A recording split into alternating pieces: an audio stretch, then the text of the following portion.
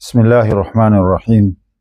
Assalamu alaikum wa rahmatullahi wa barakatuh. Ndugu zangu katika imani, tukiwa tupo katika mwendelezo wa kuzungumzia ziara katika maeneo mbalimbali ya mji wa Maka, ambapo jana tulizungumzia kuhusu Jabal Nur au Jabal Hira.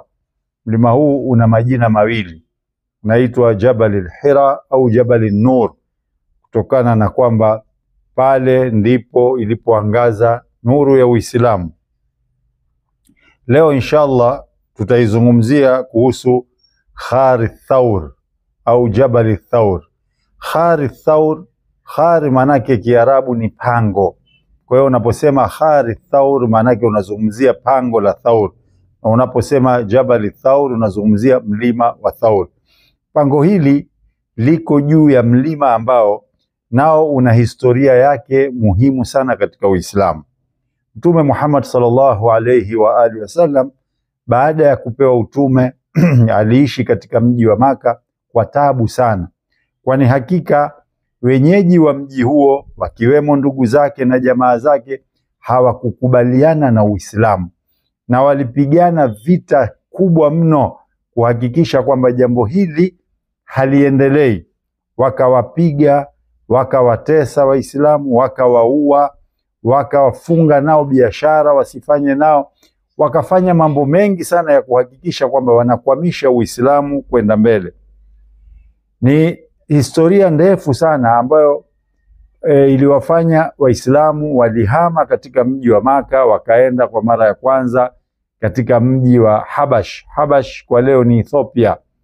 Lakini kisha wakaja wakahama tena Waislamu baada ya kuweka makubaliano na watu wa mji wa Madina kwamba njooni, sisi tutawapokea na tutaukubali Uislamu.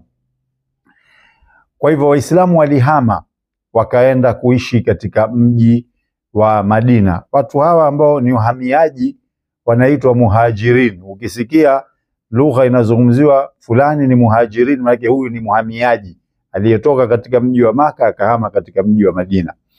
Katika kisa hiki cha kuhama katika mji wa Maka kwenda katika mji wa Madina, Mtume Muhammad sallallahu alayhi wa alihi wasallam, kama ada ya mitume, hawafanyi jambo isipokuwa wao wamepewa amri na Allah subhanahu wa ta'ala.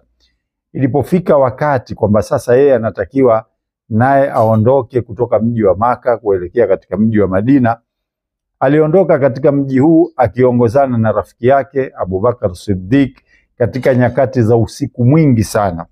Mtume sallallahu alayhi wa alihi wasallam aliondoka katika mji huu baada ya kuwa ameishi miaka 13 katika utume wake katika mji wa Maka. Ameishi miaka 13 katika utume wake katika mji wa Maka. Akaondoka usiku.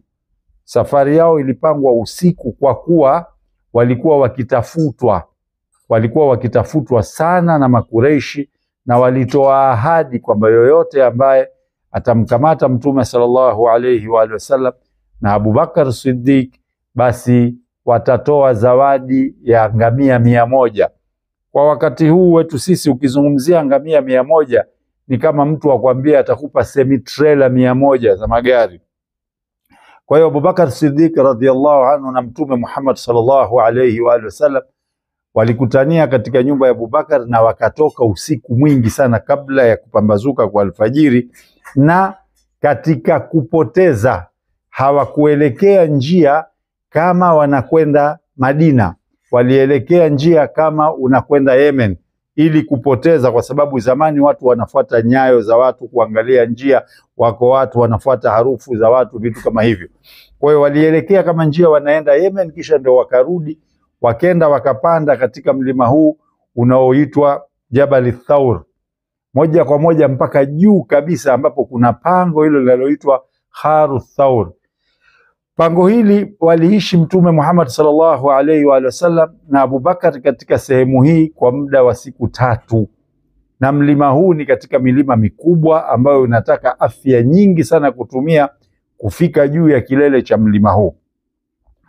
Lakini sallallahu alayhi wa sallam alikaa katika eneo hili kwa muda wa siku 3. Na Abu Bakar Siddiq wakati wanakwenda katika msafara huu wa kuelekea kwenda katika mlima, alimwelekeza mchunga mbuzi wake awe anawafuata na mbuzi ili kuficha miguu yao isionekane. Lakini Makuraish waliwatafuta na waliwafuatilia na walifika mpaka eneo la pango. Yule ambaye alikuwa akiongoza kuelekeza kwamba watu wamekwenda vipi kwa kufuata nyayo zao, alifika mpaka nje ya pango. Lakini kwa uwezo wake Allah subhanahu wa ta'ala aliwanusuru waja wake hawa. Allah subhanahu wa ta'ala katika sera tunayoelezwa kwamba eneo lile alijalia baibui, akenda akatanda huyu buibui mdudu, akenda akatengeneza ile nyumba yake katika mlango wa pango. Ikawa mle ndani kama kwamba hapa mahali hapajapita kitu chochote. Ukitizama mahali ambapo kuna matandabui, yale nyumba za mabuibui, huwezi ukasema kwamba hapa kuna kitu kimepita. Lakini pia njiwa alitaga katika eneo lile. Ikaonekana kiasi gani njiwa atakusanya vijiti aweke mpaka awe atage, ni jambo litachukua muda mrefu. Kwa hiyo walikata tamaa, wakaona kwamba hapa hakuna mtu. Na katika kipindi chote cha siku 3 walichokuwepo pale, kulikuwa na msichana ambaye ni Asma, mtoto wa Abubakar radhiallahu anhu, ambaye ni ndugu yake Aisha radhiallahu anha. Alikuwa akipanda katika mlima ule nyakati za usiku kwa kuwapelekea mahitaji, kwa maana ya chakula na maziwa na vitu kama hivi. Kisa hiki ambacho ni kirefu, Allah subhanahu wa ta'ala amekieleza pia katika Qur'an, pale Allah aliposema a'udhu billahi minash shaitani rajim illa tansuruhu faqad nasarahu Allahu idh akhrajahu alladhina kafaru thaniya ithnain idh huma fil ghar idh yaqulu li sahibihi la tahzan inna Allaha ma'ana.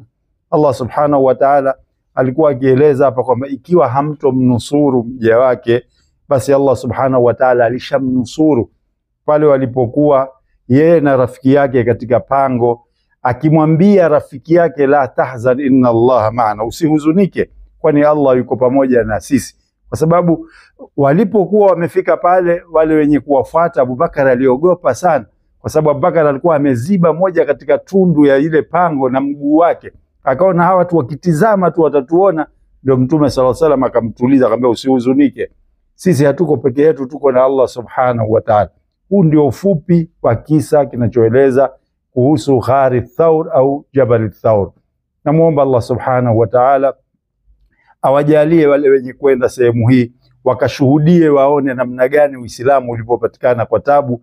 Na Allah subhanahu wa ta'ala atujalie katika wenye kushikamana na dini yetu na wenye kumcha yeye katika maisha yetu.